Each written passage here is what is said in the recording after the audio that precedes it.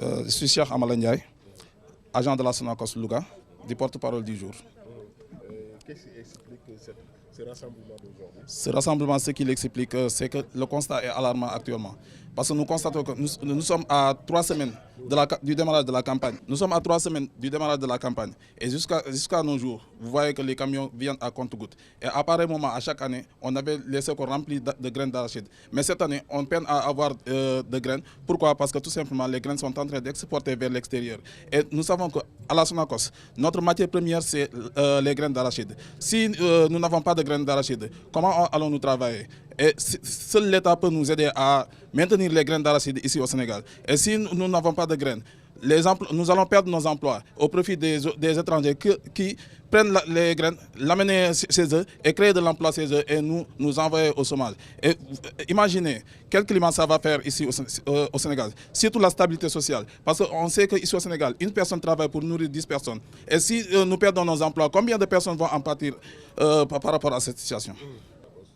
La situation, elle est simple. C'est seul l'État qui peut décanter la situation. Parce qu'actuellement, la production que le ministre nous avait renseigné que lors de son passage à l'Assemblée nationale, que le Sénégal a produit plus de 700 000 tonnes. Et l'objectif de la Sonacos, c'était 150 000 tonnes. Mais jusqu'à nos jours, nous n'avons pas vu de graines dans nos stocks. Alors, nous nous demandons où se passe tout ce stock que le ministre nous avait avancé, c'est-à-dire les chiffres. Mais ce qui s'est passé, c'est que les camions sont en train de collecter les graines et les envoyer vers l'extérieur. Et si ce phénomène perdure, nous allons perdre nos emplois et cela pour bientôt. En tout cas, je ne sais pas si c'est l'État qui laisse faire ou non, mais l'État est la seule entité qui peut nous sauver de cette situation. Parce que c'est lui qui cautionne l'exportation des graines vers l'étranger. Principalement, c'est la Chine. Et vous savez que si la Chine achète nos graines, c'est-à-dire notre matière première, et pour l'envoyer chez elle, elle va créer de l'emploi chez elle et tuer l'emploi ici au Sénégal. Si rien n'est fait, l'industrie sénégalaise, c'est-à-dire la filière arachidière, est en danger de mort. Mais pourtant... Effectivement.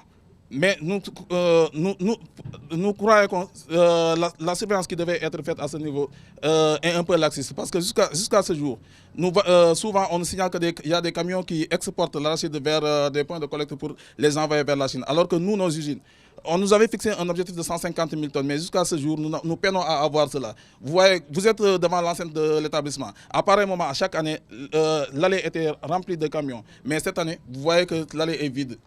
Et comparé à l'année dernière, c'est ce que je suis en train de dire. Je ne saurais vous donner des chiffres exacts, mais nous savons qu'à pareil moment, on devait avoir presque 5 000 tonnes, mais on peine à avoir même les 2 000 tonnes. Bon, ça, ce n'est pas de notre ressort. Nous, travailleurs de la Sonacos, ce que nous pouvons faire, c'est que l'État nous donne de la matière première et que nous travaillons sur cette matière première. Mais actuellement, nous sonnons l'alerte pour interpeller l'État pour qu'il nous aide à sauver nos emplois. Donc les emplois sont menacés? Effectivement, les emplois sont menacés. Nous savons que la Sonacos est une entité qui recrute presque près de des centaines de saisonniers par an.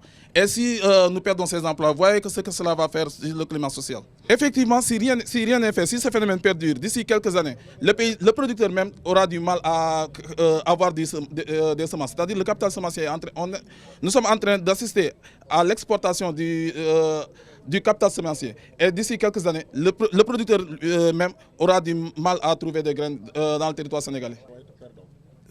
Ce n'est pas seulement les employés de la Sonacos qui vont en pâtir. Parce que non seulement les employés de la Sonacos vont payer les pots cassés, le producteur lui-même, il le fait par ignorance actuellement. Il est en train d'envoyer ses graines vers l'extérieur. Mais d'ici quelques années, il n'aura plus de graines parce que la Chine, ce qu'il est en train de faire, elle ne le fait pas par philanthropie, mais elle le fait par son intérêt. Ce ne sera pas la Chine demain qui va venir subventionner ou bien qui va venir amener des graines pour que le producteur sénégalais produise cela. Ce n'est pas son problème. Lui, ce qui l'intéresse, c'est d'amasser le maximum de graines et l'envoyer chez elle, relancer l'activité économique de la filière chez elle et tuer l'emploi ici au Sénégal. Quelques années après, le producteur sénégalais aura du mal à trouver des semences ici. Et que faut-il faire pour régler définitivement ce problème? Seul l'État et les autorités compétentes, c'est-à-dire notre ministre de tutelle et les autorités compétentes de manière générale, qui peuvent prendre des mesures, c'est-à-dire protéger la filière pour que la Sonacos puisse avoir le stock nécessaire, le stock minimum nécessaire pour que les travailleurs puissent mener à bien leur campagne. En faisant quoi? En encadrant, c'est-à-dire l'exportation. Parce qu'actuellement, nous souffrons d'une concurrence déloyale de l'étranger. Parce qu'ils sont en train ils sont prêts à mettre le prix qui est supérieur au prix fixé, non seulement fixé par l'État, mais sur le marché international même.